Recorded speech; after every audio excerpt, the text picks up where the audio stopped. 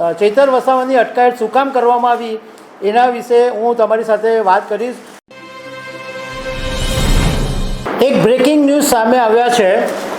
ડેડિયાપાડાના આમ આદમી પાર્ટીના ધારાસભ્ય ચૈતર વસાવાની પોલીસે અટકાયત કરી છે અને અત્યારે પોલીસ રાજપીપળા લઈને જઈ રહી છે, કારણ કે ડેડિયાપાડા પોલીસ સ્ટેશન પાસે આમ આદમી પાર્ટીના સમર્થકોએ જબરજસ્ત હંગામો મચાવેલો છે। ચૈતર વસાવાની અટકાયત શું કામ કરવામાં આવી એના વિશે હું તમારી સાથે વાત કરીશ। મારું નામ રાજેશ શાહ છે અને તમે જોઈ રહ્યા છો ગુજરાતના સૌથી મોટા ડિજિટલ ન્યૂઝ પ્લેટફોર્મ ખબરછે.com।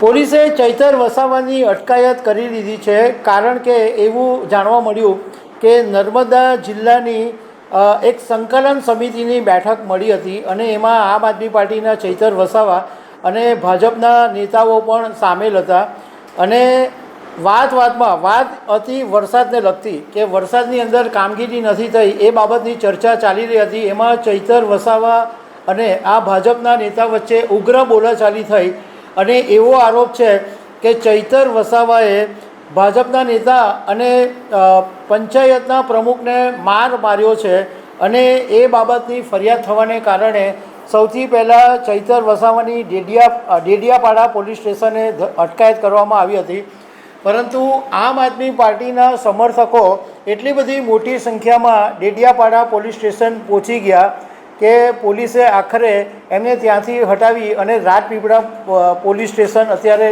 લઈ જઈ રહ્યા છે।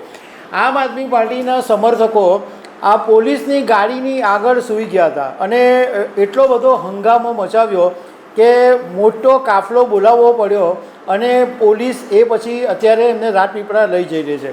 આ બાબતે અમે આમ આદમી પાર્ટીના પ્રવક્તા યોગેશ જાદવાનીની સાથે વાત કરી તો એમણે એમ કીધું કે આ અટકાયત એટલા માટે કરવામાં આવી કે તાજેતરની અંદર વિસાવદર વિધાનસભાની પેટા ચૂંટણીમાં ગોપાલ ઇટાલિયાની જીત થઈ અને આમ આદમી પાર્ટી ગુજરાતમાં જે પ્રમાણે આગળ વધી રહી છે એ ઉત્સાહને જોતાં ભાજપના નેતાઓ ટેન્શનમાં આવી ગયા છે અને કેવી રીતના આમ આદમી પાર્ટીને નિરુત્સાહિત કરવી, કેવી રીતના આમ આદમી પાર્ટીને પાડી દેવી એના કાવતરાના ભાગરૂપે ચૈતર વસાવાની અટકાયત કરવામાં આવી છે એવું પ્રવક્તા યોગેશ જાદવાનીનું કહેવું છે।